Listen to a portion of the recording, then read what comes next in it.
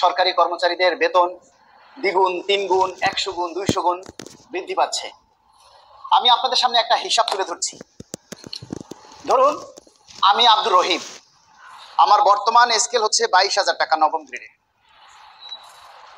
এই স্কেলটা যদি এই নবম পে স্কেলে দ্বিগুণ করা হয় তাহলে এটা বেড়ে হবে 44,000 টাকা। আর আমি আব্দুর রহিম এই 20 বছর চাকরি করে আমার বেসিক দিয়ে দাঁড়িয়েছে এখন 41,570 টাকা, 44,000 টাকার একেবারেই কাছাকাছি। তাহলে আমার বৃদ্ধি পেল কত?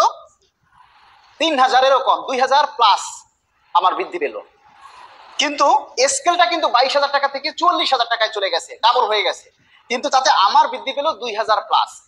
এখন এই নতুন পে স্কেলটা যখন কার্যকর হবে তখন আমার থেকে আবার এই 15% বিশেষ ভাতা, 41,570 টাকার 15% বিশেষ ভাতায় আসে 6,235 টাকা।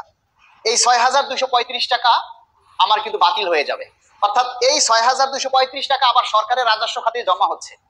তার মানে সরকার আমাকে বেশি দিচ্ছে 2,000 প্লাস, মানে 2,000 কয়েক টাকা, আর আমার থেকে আবার 15% কিন্তু রিটার্ন নিয়ে যাচ্ছে। যে বিশেষ ভাতা দেওয়া হচ্ছে 6,235 টাকা, সেটা কিন্তু ফিরিয়ে নেওয়া হচ্ছে। তাহলে আমি আব্দুর রহিম আমার কত পার্সেন্ট বৃদ্ধি পেল? প্রিয় সাংবাদিক, মিডিয়া, পত্রপত্রিকা এবং সরকারি কর্মচারী যারা আছেন এবং নীতি নির্ধারক উচ্চ মহলের যারা আছেন, আপনারা বলুন তাহলে আমি আব্দুর রহিমের কয় টাকা বৃদ্ধি পেল? শুধু আমি না, এই রকমের হাজার হাজার লক্ষ লক্ষ কর্মচারী আছে।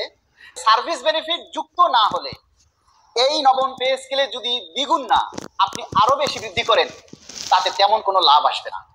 কারণ একজন কর্মচারী যখন 10 বছর প্লাস, 5 বছর প্লাস বা নতুন চাকরিজীবী যাদের কোনো গ্রেড পরিবর্তন হয়নি, যাদের তেমন বেশি ইনক্রিমেন্ট যুক্ত হয়নি, তারা যদি 8,250 টাকার স্কেলটা 35,000 টাকা করা হয় বা 30,000 টাকা করা হয়, তাহলে তার কিন্তু কয়েক গুণ বৃদ্ধি পেয়েছে, কারণ তার সার্ভিস বেনিফিট আলাদা যুক্ত হওয়ার কিছু নেই।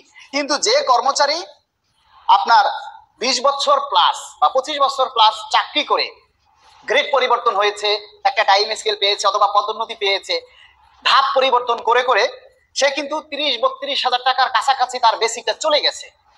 এখন সে যদি 8,250 টাকা থেকে তার মানে বৃদ্ধি পেয়ে সে যদি ওই 30-35,000 টাকার কাছাকাছি বেসিক চলে যায়, তাহলে তার কিন্তু খুব একটা বৃদ্ধি হবে না, লাভবান সে কিন্তু খুব একটা হবে না।